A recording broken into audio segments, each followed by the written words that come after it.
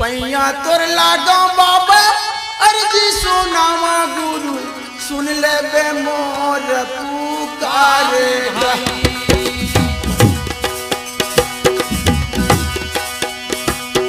पैया तोर लागो बाबा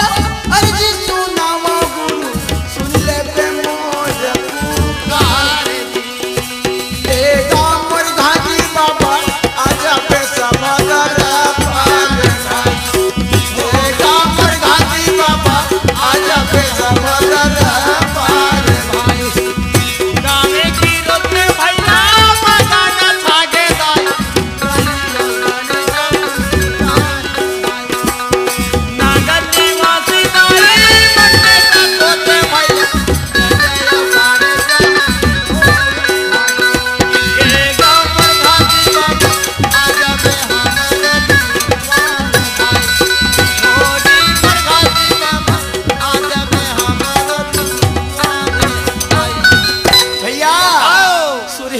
गैया करा गोबर मांगायो बाबा कुलधारी आना नहीं पाएंगे।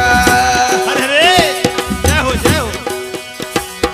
सुरहीना गैया करा गोबर मांगायो बाबा कुलधारी आना नहीं पाएंगे।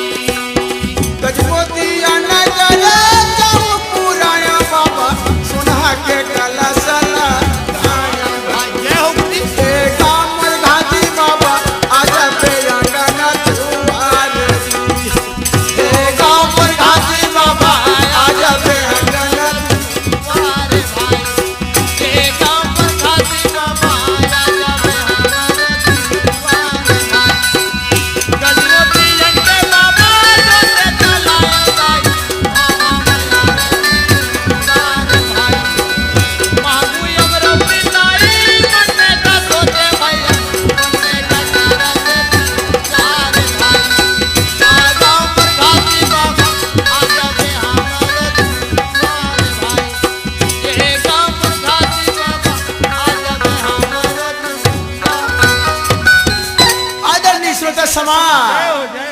सब देवता न मिला फूल बरसाए बाबा जय हो बाबा